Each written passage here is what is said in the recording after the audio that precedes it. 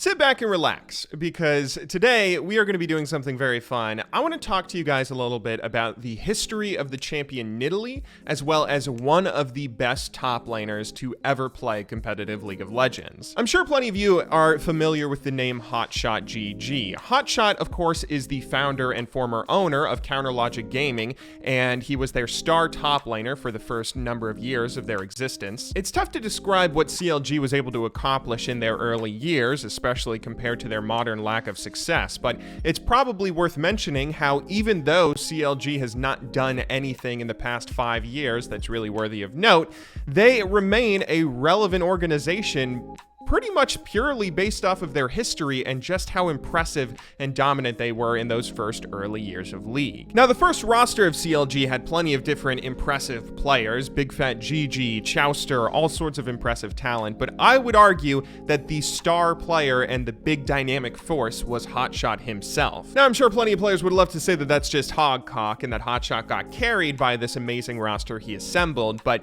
that's not entirely true. He had an incredible presence in a way that you don't really see anymore. If you're just familiar with the prototypical LCS top laner who's kind of good at everything and is just meant to slot into whatever it is his team needs, oh, we need a tank, go play Scion, oh, we need a whatever, go play this champion, that's not the kind of player Hotshot was. Hotshot was really characterized, and not just characterized in the sense that he played carries or that he played tanks or juggernauts, he was characterized in that he was amazing at individual champions that were across a number of different roles. In particular, he was astounding at 3 different champions: Galio top lane, Cho'Gath top lane, and his world-famous Nidalee top lane. All 3 of these champions were heavy target bans against CLG in every single competitive match that they played, which, I mean, back then, when you only had 3 bans you could use in a single match, that put enemy teams in a bit of a frustrating situation. They could ban out Hotshot's champion pool if they wanted to, but then that would leave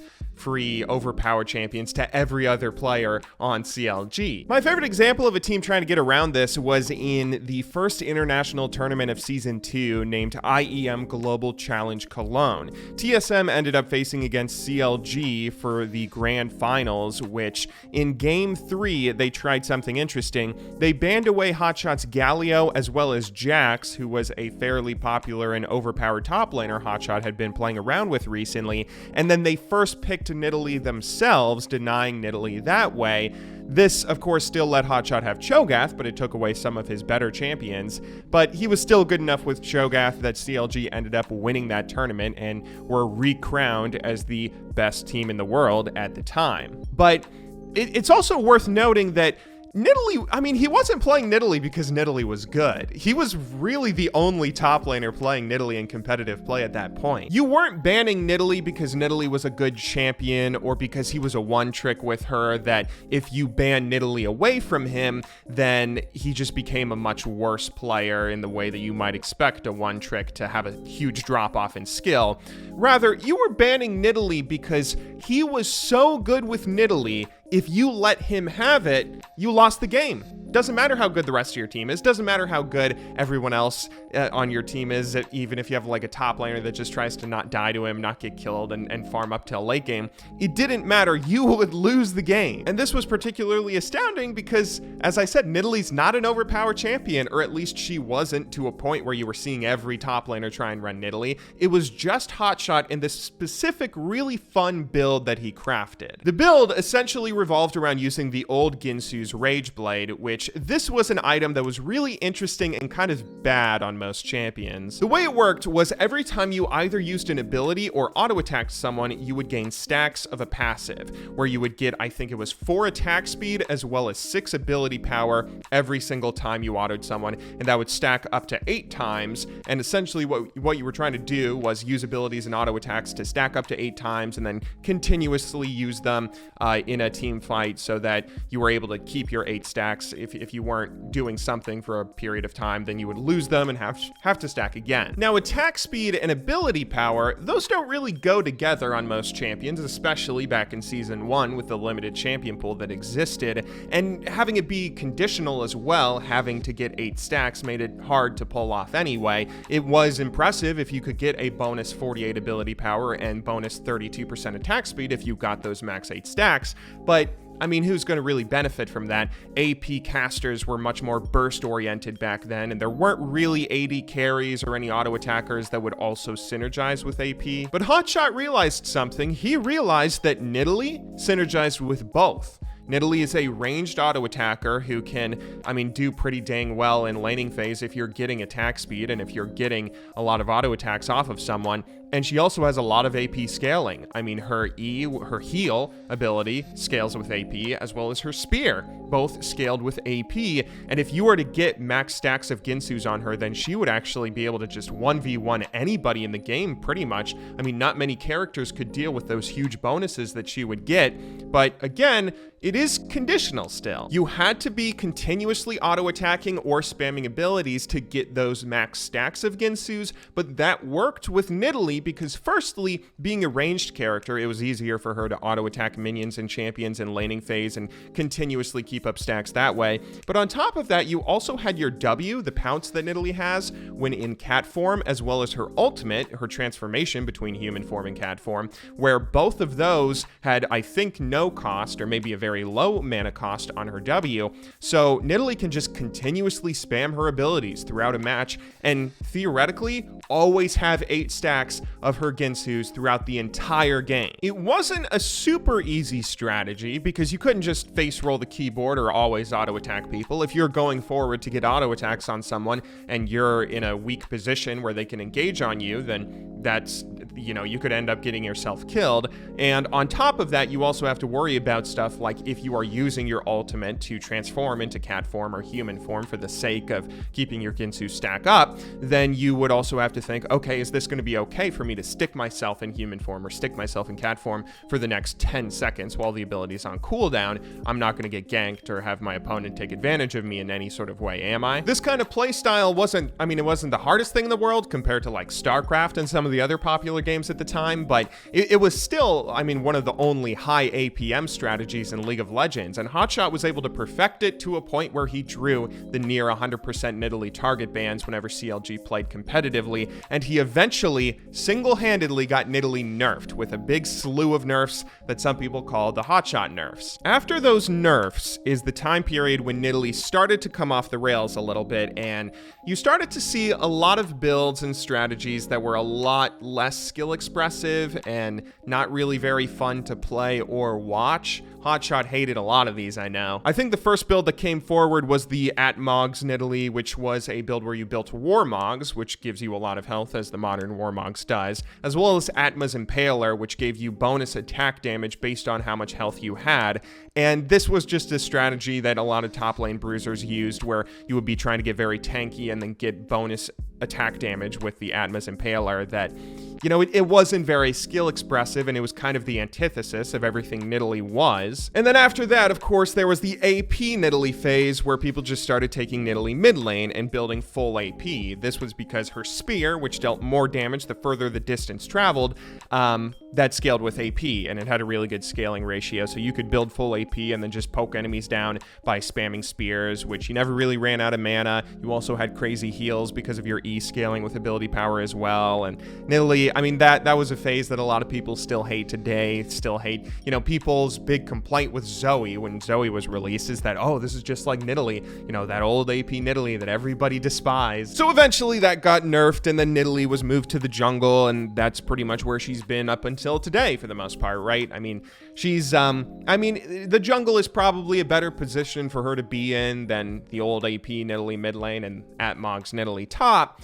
But I still miss the days of being able to take Nidalee top lane with Guinsoo's Rageblade and go Triforce and go for that old bruiser build. And so that's what we're going to be doing today. I'm going to see if I can bring back the old Nidalee top lane. Now, this probably isn't going to work because Nidalee has been changed in so many ways that, bruisers in general top lane aren't even the best role at the moment, and she is not remotely a good bruiser, but I don't care. I want to relive those glory days, and I'm going to play this until we get a win. I think this is going to be the rune set that we'll be using. The plan is going to be using press the attack, use a few autos to get the press the attack bonus, and then go into cat form, jump in on your opponent, and deal a bunch of damage before jumping back out. I'll be going Resolve Secondary for some tankiness and some bruiser stuff, as well as taking Demolish so I can focus a little bit on split pushing, worst case scenario if I end up losing laning phase, which I probably will. And I have no idea who to ban. I have no idea who to ban. Mordekaiser maybe? Everyone's going to counter me top. And we will be playing up against a Yorick top lane, which could be good because I, of course, will be able to hop out of his W with my own W. But I don't know how this will go.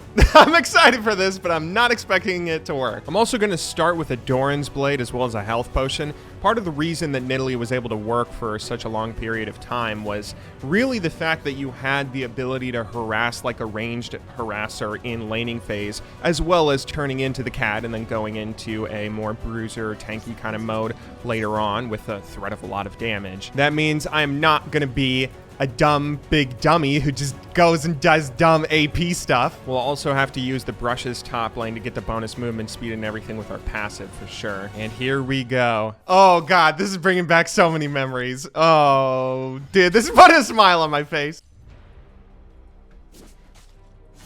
Okay, here's some harass.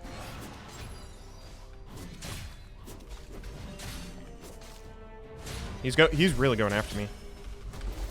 Oh, okay. Be careful. Oh, this is actually going really well. Look at that. Oh, if that hit him, I don't have any AP, so he probably wouldn't have killed, but dude, this harass is actually working out a lot better than I expected it to. And I think he recalled already. Yeah, he recalled, forcing out the teleport. I'm not sure if I want to max E first or Q. I probably should do Q, but I think I'm going to do E. And we'll go ahead and take a turret plating here, I guess. Hop over the wall. He gets a little harassed. I have to be careful because I don't have a corrupting potion, which I maybe should have taken. Oh, here we go. Okay, that was really sloppy, but then, to be fair, I haven't done this in forever. That's like the kind of thing you're supposed to do, I guess, normally on Nidalee as well, but especially when you go for this, or when you used to be able to go for this build. Now, I'm not going to be able to go for the Rage Blade because Rage Blade was changed so much, but I think I will see if I can go for Triforce. That's like typically the bruisery thing that you want to go for anyway. And I think you used to build it on Nidalee too. York's playing really far back. There's a big minion wave here anyway. But hey, this is working surprisingly well. I'm able to get the harass. I love this auto attack animation. This is really bringing back so many memories. And we can take a turret plating now too.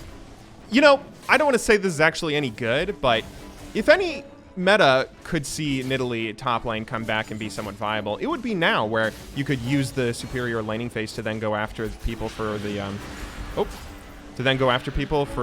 using or going after turret platings and stuff. So far, so good. 54 CS to 48. I would kind of like to be getting a bit of a CS lead on Yorick, but I mean, we're doing well. We're holding our own at least. I'm definitely worried about the scaling because not going AP on Nidalee, I'm sure, is going to be a bit of a death sentence in terms of the late game with scaling, but who knows? I should probably be trying to use the brushes a little bit more than what I am and going forward for more auto attack harass. The attack damage and auto attack harass is probably more significant than anything else because that's going to give me a lot of damage with compared to like my Q and E, which don't do anything right now in cat form. We can go ahead and take a second turret plating here though. Hey, that's pretty good. Oh wait, did I not get the auto off? Okay. All right, well, here we go. Get the second turret plating. Yorick also recalled, and he should not have a teleport, so although we can't take another one right now, we're starting to pull ahead in CS. Oh, his teleport just came up. We'll go Sheen and Phage here. We don't really need the movement speed of boots, but we'll get a boot anyway. May as well. Our Shyvana's coming top lane for a gank. Oh, I got him. Oh, come on! I thought that was in range. Oh, I want to go in for that so badly. Okay. That's still good. We got him really low, and then she can drop the Herald. This should get us the rest of the turret platings as well as first tower, which, it's not exactly what I wanted, but hey, works out. We should have a pretty solid and substantial gold lead now. I know Yorick doesn't have ultimate, but I shouldn't go in for a kill. I shouldn't expect that me with my mana compared to him. I mean, he's a meta champion. He has more mana. He has more everything than me right now.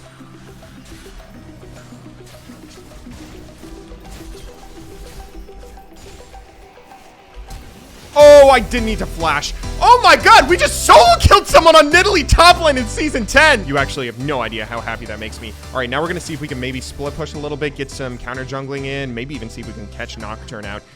We might deal a fair amount of damage. Oh, yes. Oh, I'm not gonna be able to get him under tower. But hey, we got another kill, another big catch.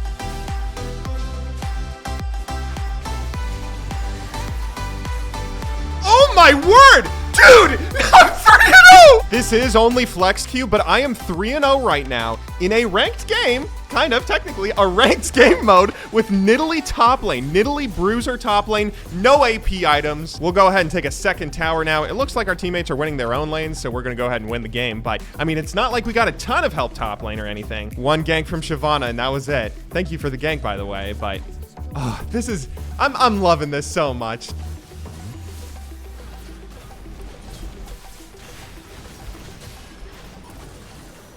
Oh, if I got that, I would be so happy.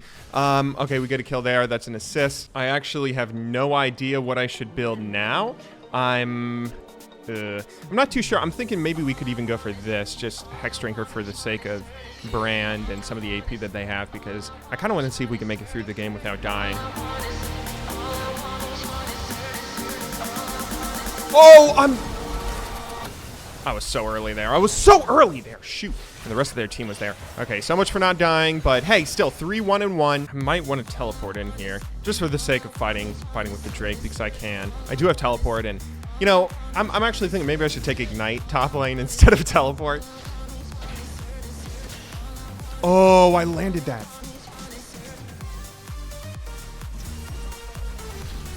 Oh, and we get the kill. Where's Yorick? He's gone. Okay, there we go. 4-1. We also get the double buff. Playing Nidalee top lane just like the good old days actually gives me so much joy. You have no idea how happy I am right now. Oh, my word. And the fact that we're actually, you know, this kind of feels like how Nidalee felt before.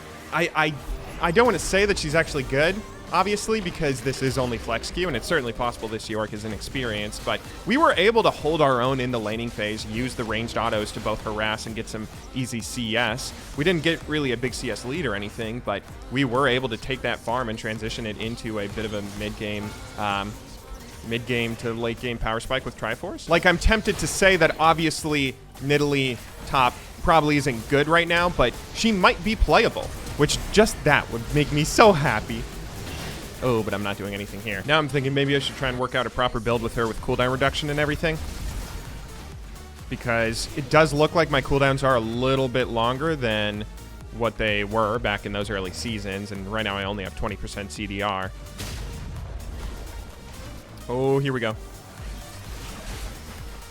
Oh, that's not a lot of damage, though. I guess, don't I have like an execute or something on my Q where it deals more damage the lower health someone is? Something like that. Wow, we are 6-1-3. We will take mid tower as well as mid inhib, presumably. And this game probably is over at this point. The enemy hasn't surrendered yet, so we could maybe have another little fun fight.